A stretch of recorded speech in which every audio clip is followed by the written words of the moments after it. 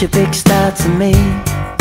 You're everything I wanna be, but you're stuck in a hole, and I want you to get out. Hi everyone, Shira here. So I've been back in Israel for about a week and a half now. Right now I can barely remember being in Toronto. I'm sorry, Abba, for wasting $1,700 for that flight. At this point, it's still very hard for me to differentiate between my two lives that I have, because really I'm so different in Toronto than I am in Israel. When I think about this week, one thing that really kept me, I guess, from being homesick this time around was this past Friday. I don't have school on Friday, so I took advantage of the gorgeous weather and took a bus out to Tel Aviv and spent the whole day at the beach. I would never be able to just pick up and go to the beach by myself in Toronto.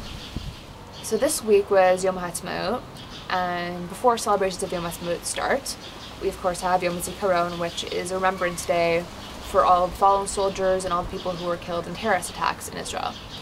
So the day starts off obviously in the night with a siren, for a moment of silence, and again you have it also in the afternoon on the day of Yom HaZikaron. They also do this siren for a minute or two of silence for Yom HaShoah, Holocaust Remembrance Day, which was last Monday. So as you know, I arrived in Israel on Monday morning. Around 9 o'clock, I got to my apartment to start unpacking. The siren went off at 10 o'clock. I, having just traveled halfway across the world, forgot that, number one, that it was Yom HaShoah, number two, that there was actually the concept of a siren. And then third of all, I was so immersed in my unpacking and spacing out in the silence that all of a sudden when the siren went off, I literally fell over my suitcase. Yeah, so this time when it came to the siren on Yom HaZikaron, I was prepared to stand in silence. I want to get a video for you guys of like a main intersection and then traffic just stopping and people getting out of their cars to stand in respect, but I was too busy standing for a moment of silence and thinking about the fallen soldiers and people who were killed in terrorist attacks to distract myself and get a video for you. Anyways, Yom HaAtzmaut was a lot of fun. A bunch of friends and I did a barbecue together. So my job was, I was in charge of the potatoes, and I'm just keeping the fire going. I was just basically standing in the smoke for 4 hours, and I still can't get the smell of smoke out of my hair. So if anybody has any tips, I'd be more than happy to hear them. It was a nice barbecue, nice time with my friends, and yeah, so funny story. I always complain about how I hate going away for Shabbos because it means I have to pack a lot of stuff, and I can't pack light because I have to pack 2 outfits and 2 pairs of shoes and 2 this and 2 that for Friday night and Shabbos.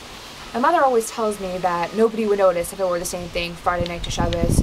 In shul, nobody would notice if I wore the same thing from one week to the next. But I disagree. I always told her I always notice when somebody's wearing the same outfit twice. But this week, because I went to the beach, I wanted to pack really light, so I really only brought 1 outfit. So, Shabbos morning, when I get out of my room, wearing the same outfit as I wore the night before, my little 3-year-old cousin comes up to me and she's like, "Shira, why are you wearing the same dress you wore yesterday? Do you only have 1 dress? What happened to all your clothes? You don't have any other clothes? You should buy some more clothes." Yeah, so much for nobody notices if you wear the same outfit twice. She didn't leave me alone about wearing the same dress as I had worn the night before for the entire day. So I think from now on, if I'm going to her house, I'm going to have to bring 2 outfits.